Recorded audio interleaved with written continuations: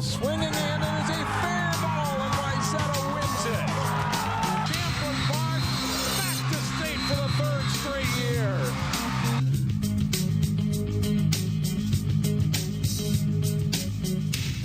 Hello and welcome to the season premiere of Sports Jam. I'm John Jacobson. And I'm Jay Wilcox. Ahead this week on the show, highlights from soccer, volleyball, swimming, tennis, and more. Plus, we'll bring you the story of one local school with several alumni in their coaching ranks. And I'll talk to a local volleyball team about their good start to the season. Let's kick it off with football. After a 2-7 record a year ago, the 2018 Wayzata Trojans won their first game against Rosemont and expect bigger things this fall. The Trojans on the road to face last year's 6A runner-up Minnetonka on youth football night. First drive of the game, Wayzata quarterback Keaton Heidi on the rollout. Halftime, it's Nicholas Callerup who makes a nice catch. It's a 35-yard gain. Several plays later, Christian Vassar takes it straight up the middle, and he scores on a 5-yard touchdown run. The extra point is missed. A familiar theme on the night. Wayzata leads 6-0. Trailing 6-3 early in the second quarter, Tonka's Tamar Hopkins takes the handoff. You can see early he's gone in this one. 65 yards for the touchdown. Minnetonka takes a 10-6 lead. But Wayzata answers. The handoff goes to Alec Underhill, and he'll pull up and throw to a wide open Callerup for a 15-yard touchdown pass. And the Trojans take a 12-10 lead into halftime. Third quarter, Wayzata down 13-12. When Heidi throws to Callerup again. It's a 26-yard touchdown for the big senior tight end. One of 7 lead changes in the game. The Trojans are up 18-13. We go to the fourth quarter. Wayzata trailing again, but running back Bennett Fragomeni gets in from a yard out. Trojans lead 24-20 with 3:55 to play. Minnetonka, though, gets the final points on a big pass play. Aaron Severson throws deep. Deshaun Bush, who had gotten behind the defense. It's a 52-yard scoring play. Minnetonka beats Wayzata in a great high school football game, 27-24. The Trojans host Edina on Friday. Last season, Cooper was unbeaten in the regular season before getting upset by St. Louis Park in the Section 5 5A final. The Hawks look for revenge when they visited the Orioles. First quarter, Cooper quarterback Trayshawn McMillan fakes the handoff and takes it himself, stiff-arming his way into the end zone for a 12-yard TD. Osborne has a big night for the Hawks. He gets loose here on a 52-yard run, bringing Cooper inside the Orioles' 30-yard line. And then Borden will cap off the drive with a 1-yard touchdown run, and it's 15-0 Cooper. With 1 minute to play in the first half, and the Hawks hit on a big play as McMillan connects with Adrian Adams. He breaks the tackle, stays in bounds, and fights his way to the 18-yard line of St. Louis Park. And then Borden does his thing again, a 12-yard touchdown run this time. Cooper leads at 22-zip at halftime. In the third quarter, McMillan under pressure, but he gets the pass over the middle for DeKeisha Clay, and the senior receiver is gone. 81 yards to the end zone as Cooper wins big 42-14. The Hawks are now 2-0. Armstrong was looking to bounce back from a first-week loss to Chanhassen as the Falcons played host to an improved Spring Lake Park team. Home opener for the Falcons on their new turf field. First quarter, the Panthers' Brian O'Reilly Lopez takes the handoff, breaks 1 tackle, and then he's gone. It's a 25-yard touchdown, and Spring Lake Park leads 7-0. Armstrong comes back with a score of its own. Jake Breitbach, with a nice throw, hooks up on a touchdown pass to Tyler Everson. Point after fails. It's 7-6 Panthers after 1. But the Falcons take the lead in the second. Leandre Gates breaks a tackle at the line of scrimmage and scores on a 2-yard touchdown run. Armstrong is in front 13-7. The Panthers come right back. Zach Dunbar hesitates, then he'll pitch to Derek Bergman on this next play. He'll make a couple of guys miss. That's some good blocking, too. And he is off to the end zone. A 31-yard touchdown run for Bergman, and Spring Lake Park leads 14-13.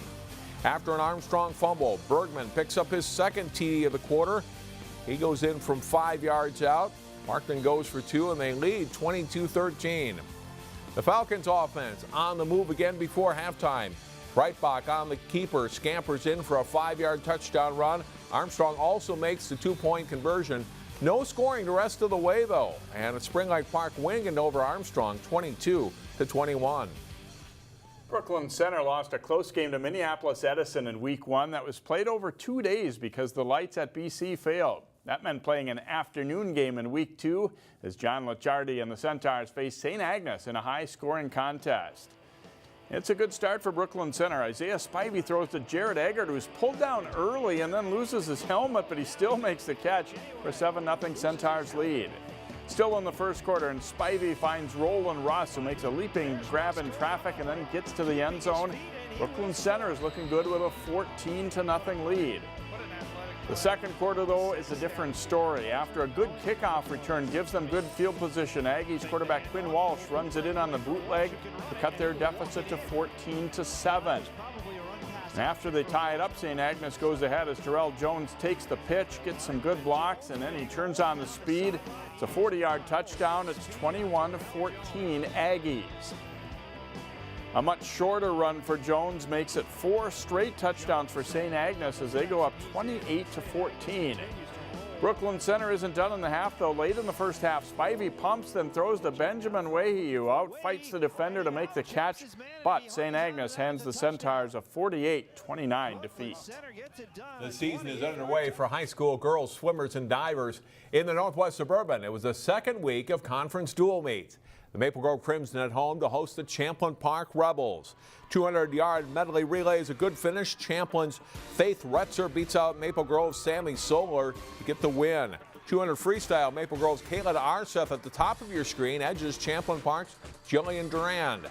200 IM, Maple Grove's Lily Trebecca takes control in the second half of the race, and she wins going away. 50 freestyle, Champlin Park's Heather Johnson is the winner. Maple Grove's Madeline Bast is third. Elizabeth Altman third for the Crimson, or Bast is second. Altman third, and Maple Grove wins 107-79. Time for our first break. Still to come on Sports Jam, early season highlights from prep soccer, plus volleyball and more. Stay with us. Welcome back to Sports Jam, and time to talk volleyball.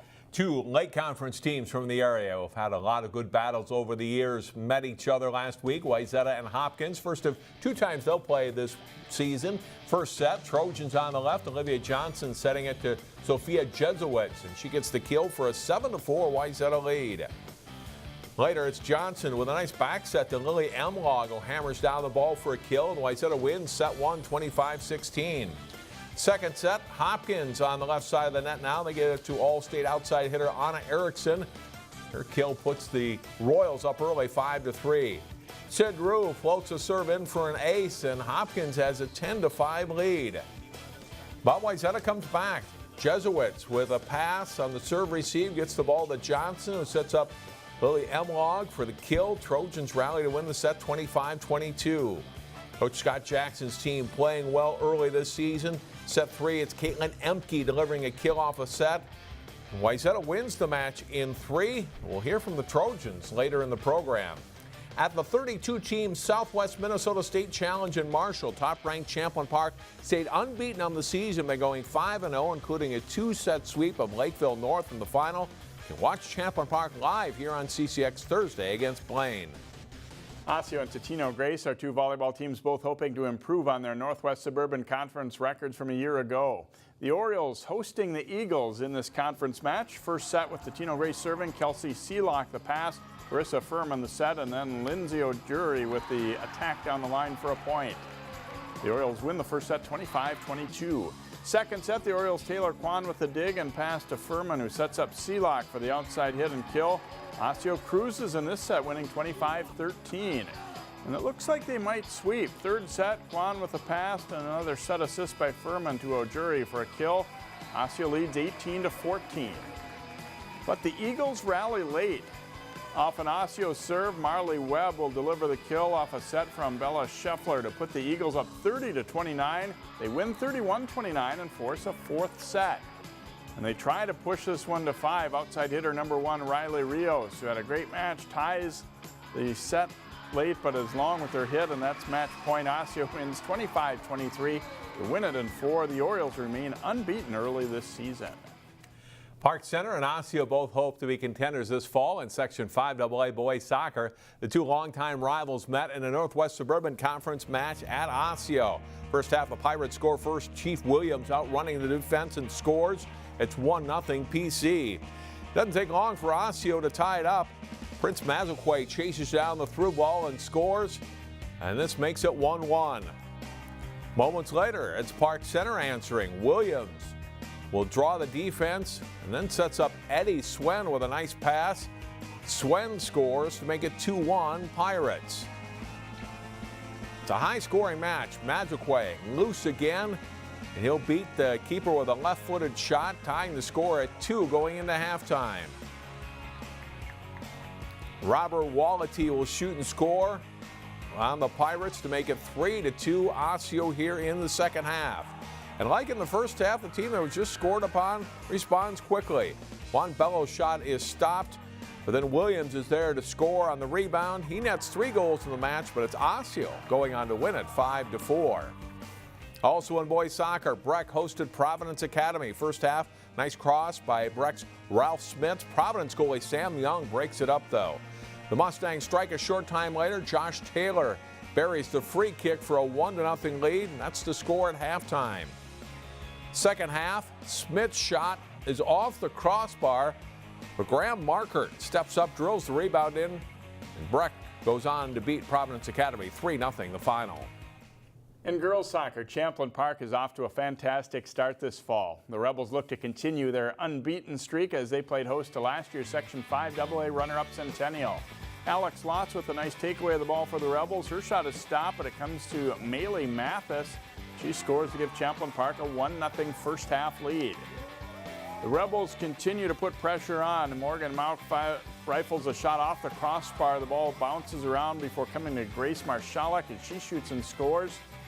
Champlin Park takes a 2-0 lead into the halftime break.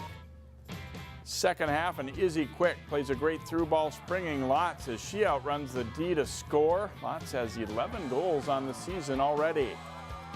A great performance by Champlin Park. Allison Hardig scores the Rebels' 4th goal of the night on the rebound as Champlin Park wins 4-1. They are now 6-1 on the season. Champlin Park's girls tennis team is matching their girls soccer team's success early this year. They face Centennial in a Northwest Suburban match. Number 2 singles, Champlin Park's Alex Repler with a strong forehand return to take the point against Natalie Ennett. Same match, and Repler's now in the near court. She keeps the ball in play until Ennett makes a mistake.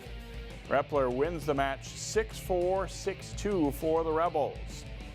At number 1 singles, a nice drop shot return by Simran Desai for Champlin Park, and then she fires a forehand winner on the way to a 6-0, 6-2 win over Quinn Bliss.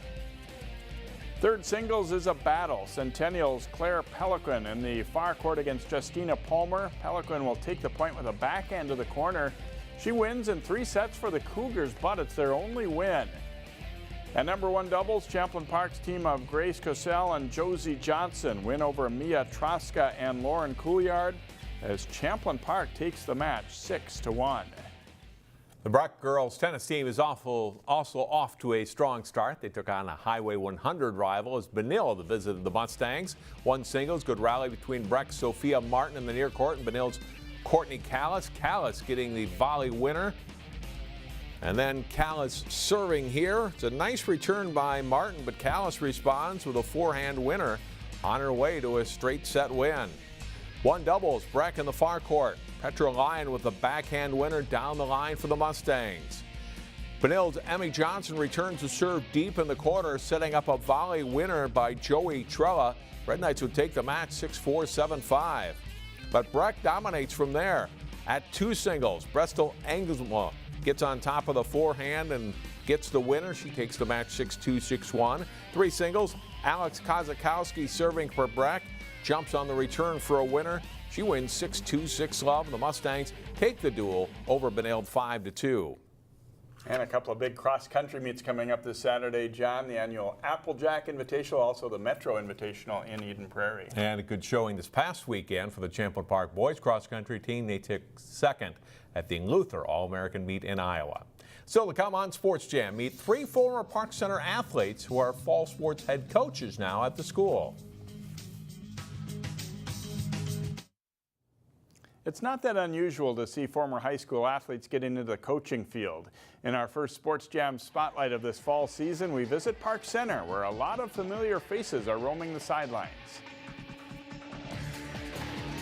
3 of the fall head coaches at Park Center were Pirates themselves not so long ago. Football coach Jordan Sallis and volleyball coach Andrea Emery are first-year head coaches after a decade plus in the assistant ranks. Girls soccer coach Keelie Sorensen became the head coach last fall. Being at their old school does make a difference. It's very special. It's something like I said before, I've been waiting since I was about 16 years old. You know, I've been a Pirate through and through, and now I'm, I guess, the top Pirate for the football program. So it means the world to me. I think, yeah, build spirit, build tradition, build pride. All those things are huge when you can bring people back that know what it's like and know what it was like when they were here and share those stories. So that's exciting. We always look for opportunities to get more alumni back in the building, back coaching. In addition to the fall head coaches, wrestling coach Justin Miller, who is a football assistant too, and boys tennis coach Ya Yang are also Park Center grads. It's led to closer connections among the coaches of various sports in the school. It's fun to even reconnect. I mean, even Keelie, the soccer coach, I knew her when she was in 4th grade because I was playing basketball for her mom at Park Center. So we're seeing her and grown up, and then I played with Jordan's sister Jada for volleyball. So just the fact that everyone wants to still be here and stick around just shows that we all have a lot of heart and a lot of love for this school. It's very fun, very, very fun, and something we're actually just starting to get going is we're creating a group here where we can kind of collaborate as coaches within Park Center and hold each other more accountable and support one another. And the most excitement comes from a lot of the alums. They're excited to kind of work together, get together, bounce ideas off each other. For 2 of the 3 PC alums coaching this fall, coaching runs in the family. Andrea Olmstead closes out Andover with a big hit. Andrea Emery took over the volleyball program from her father, Randy Olmstead. Keelie Sorensen, who was a 3-sport athlete at Park Center, learned from her mom, former Pirates girls basketball coach Patty Sorensen. So do the current players care that their coaches played at the school? I think it resonates because I always tell my boys, I say, I was you. You know, I was you. I was the 16, 17-year-old kid in a Park Center uniform, and now I'm here. And I think for the most part, I can't speak for the other coaches, but my boys think it's pretty cool. Eventually I tell them. Usually that's how I start off all of our workouts and tryouts. They're also really shocked when they hear that my dad was the coach for a long time. But yeah, you know, I said I went to Park Center, I graduated in 04. I know that sounds like an eternity ago, but I've spent time here and know this program well. All 3 of the fall programs led by former Pirates have had some struggles in recent years and will take some rebuilding. Having stability in the programs is a good starting point. I think it's huge. I think having continuity is what we need around here, from my coaching staff to BPAA, to just everybody being on the same page and trying to just get kids to understand it's okay to be a Park Center Pirate. It's okay to be here. You know, this is a place where you have coaches who will coach you up and help you out and hopefully get you to that next level of college if you want to play. Did a good job to protect the ball. Jordan Sallis got his first victory as a head coach Friday as the football Pirates beat Richfield 41-39. Andrea Emery's volleyball team placed 5th in the Irondale tournament over the weekend. Keelie Sorensen's girls soccer team is 2-4-1 entering this week. John talks volleyball with the Wayzata Trojans when the season premiere of Sports Jam continues. Welcome back to Sports Jam. The Wayzata Trojans got off to a 3-1 start with a win over Hopkins last week before playing in the Marshall tournament over the weekend, and they join us now on the show. Let's start with one of the captains for this year's team, Tatum Rubald. And Tatum, first of all, how big is this win against a rival, a team that beat you twice last year? It was great. Late conference wins are always, they feel the best. We love that. And it was good competition, and we came back this year ready to fight and ready to win. How much do you enjoy playing in this conference against the teams like Hopkins and Minnetonka and everybody you play? I absolutely love it. I love the hard competition we have here in the late conference. It's some of the best, and it pushes our team to be our best. How tough was last season, and how hard did you girls work to be a better team as far as wins and losses this year? Yeah, I mean, last season was obviously tough. We didn't win as much as we wanted to, but we came back this season ready to fight and ready to compete. And we have worked every day at practice so hard to get where we are today. And it's exactly what we want. And we're just going to keep pushing and keep going forward and hoping for more wins. Can you point to one thing that's been better overall as a team? I'd say communication has been a lot better. We've stepped up our serve receive, and we also have really good setter-hitter connections this year, which is nice. Just everyone seems to be a little more connected on the court than last year, because our team is almost all returners versus last year was all new players. So it's a good change to know each other so well now. Good luck the rest of the season. Thank you. We'll bring in Lily Emlong here. And Lily, talk about this team as far as being a balanced team. There's not one star player, right? I mean, we all work so hard in the gym. We give 100%. No matter if you're sitting on the bench, we all go into practice. We work to make each other better. So obviously we're all very talented, and we're going to fight for each other no matter what. How important are those summer practices, the captain's practice that you girls work here, few days a week during June and July? Very, very important. I mean, we have to be able to make those connections and get used to playing next to each other, which is something that we wouldn't get to do without captain's practices. It's still early in the season, but what do you like so far from your team, and what do you see still needs improvement here in the next 2 months? I really like that we have a lot of energy. We don't give up on balls. One thing we need to improve on is commit blocking with, like, for example, tonight, number 9, she's very good, so we really focused on putting up a solid block against her. Fun to beat Hopkins? Very, very fun. It feels really good, especially after last year. Congratulations on this win tonight. Thank you. Head coach Scott Jackson, and Scott, tell me how much these girls improved in the offseason. You told me that before the match, and on how much they worked individually and collectively to get better, and it's shown so far, right? Yeah, we had coming back in the gym, your coaching staff talks, and we've debated about any number of kids that are the most improved kids from the offseason, and that's a great problem to try to figure that out, like when you've had so many kids that have worked so hard to get better, so yeah. In this team today, in the second set, you fell behind, and Hopkins was kind of in control, but I didn't get any kind of sense of panic out of your girls. They just kind of stayed with the program, made some good swings, and then all of a sudden you're in the lead again. Yeah, I think that from bringing some experience back, that certainly helps with that. And, truthfully, we had a match against Maple Grove where we went 5, and we faced some difficulties there and ended up pulling that one out. Enjoy this one, and good luck the rest of the season. Thanks, John. Wayzata Trojans off to a very nice start. Win a big conference match here against Hopkins, and they go in with more conference matches coming up Thursday and then next Monday. We'll take a break and come back and wrap up the show. First, here's a look at our plays of the week.